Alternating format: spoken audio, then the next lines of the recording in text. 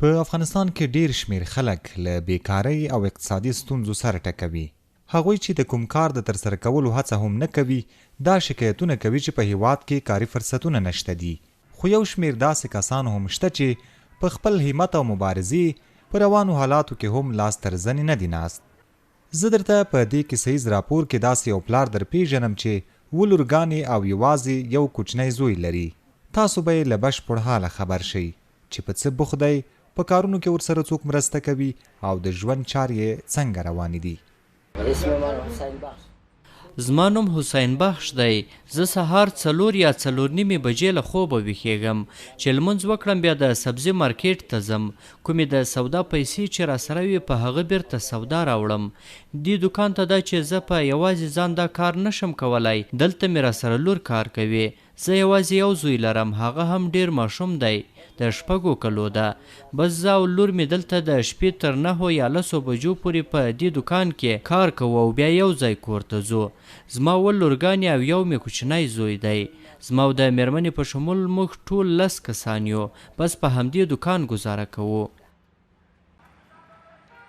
حسین بخش وایي دا چې پخوا نجونو ته د زده کړې زمینه برابره وه، په هغه وخت کې هم د بېکسۍ له امله په هغه لور چې له ده سره یې د دوکان په کارونو کې مرسته کوله ښوونځی ونه شو ویلی.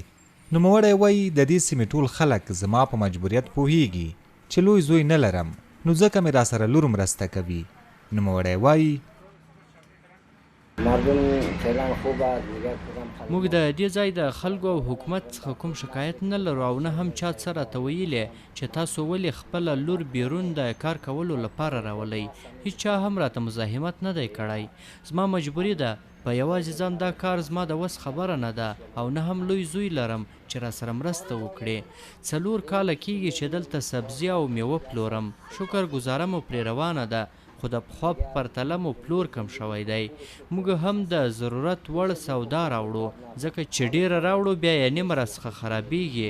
زما غوښتنه له مرستندویه بنسټونو څخه دا ده چې د افغانستان خلک نن سبا ډیر په ستونزو کې دي، باید ورسره مرسته او همکاري وشي. سکینه احمدي د حسین بخش درېیمه لور ده. تر دې 2 نورې مشرانې خویندې په کور کې وي، خو سکینې ته د سبزي پلورلو مسؤلیت ورتر غاړې دی او دا باید له خپل سپینګیري پلار سره د دوکان په کارونو کې مرسته وکړي. د سکینې پلار سهار وختي له سبزي مارکیټ څخه سودا راوړي. کله کله یې پلار تر 8 یا 9 بجو پورې ځنډیږي. تر څو چې پلار راځي دا باید د دوکان صفایي وکړي او پاتې میوه او سبزي برابره کړي. اوس د سهار 7 بجې دي. سکینه د دوکان په لور روانه ده چې دوکان پرانیزي. سکینه وایي زه مجبوره یم چې له پلار سره مې مرسته وکړم ځکه پلار مې تنها دی. نوموړی وایي په هغه وخت کې چې نجونو ته د ښوونځي د تګ اجازه هم وه، ما نشوی کولی چې ښوونځي ته لاړه شم. دا چې سکینه احمدي نورې کومې هیلې لري او د ژوند چارې څنګه پر مخ وړي دا له نوموړي څخه په خپله اورو. صبحی که وقتی که میایم اینجا ساعت 7:30 زه سهار 7 بجې یا نیم ساعت ناوخته دوکان ته راځم، بیا د غرمې تر 12 بجو پورې همدلته یم. بیا کور ته ځم د دې لپاره چې بیرته مې پلار ته له کوره ډوډۍ راوړم. بیا تر 3 یا 4 بجو پورې په دوکان کې یم. یو ځل بیا کور ته ځم تر څو ماښام بیرته له ډوډۍ سره راسم. بیا نو تر 10 بجو پورې مې پلار سره په دوکان کې یم. اوس خو موږ چې دا هلې ځلې کوو یوازې دومره پیسې پیدا کوو چې خپل ژوند مخ ته پرېیوسو، ځکه نن سبا حالات همداسې راغلي دي. ستونزې زیاتې دي، بیکاري او اقتصادي ستونزې اوج ته رسېدلي دي. ځکه د خپلې کورنۍ په اړه درته ووایم، موږ په کور کې 7 خویندې یو او یو کوچنی ورور لرو. 2 خویندې مې رانه مشرانې دي. دا چې لوی ورور نه لرم نو زه مجبوره یم له پلار سره مې یو ځای کار وکړم، ځکه هغه په یوازې ځان دا کار نسي کولی او ان له بلې خوا سپین ږیری هم دی. د افغاني ټولنې په عامو بازارونو کې ډېرې کمې داسې نجونې چې خاص مجبوریت ولري کار کوي. سکینه وایي د دې ځای خلک را سره بلد شوي، خو چې کوم ناشناخته کس راشي بیا راته حیران ګوري.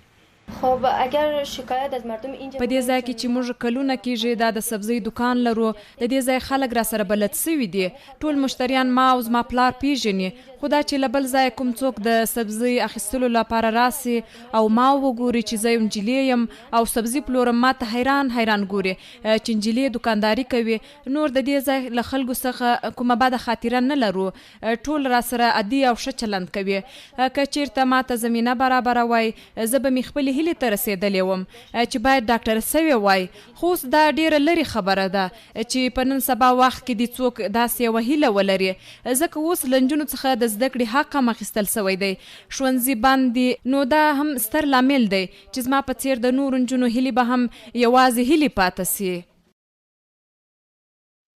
په افغانستان کې له سیاسي تحولاتو راوروسته 2 کلونه تیر شوي دي. په هیواد کې پخوا هم یو شمېر خلکو له بیکارۍ او اقتصادي ستونزو شکایتونه کول، خو په تیرو 2 کلونو کې بیا په عمومي توګه د خلکو اقتصادي وضعیت خراب او بیکاري اوج ته رسېدلې ده چې له همدې امله ډیری ځوانان له هیواده وتلي هم دي او پاتې نورو یې له سرپرست حکومت څخه په وار د کاري فرصتونو د رامنځته کېدو غوښتنه کړې ده. عزت الله احمدزی، CMG، کابل.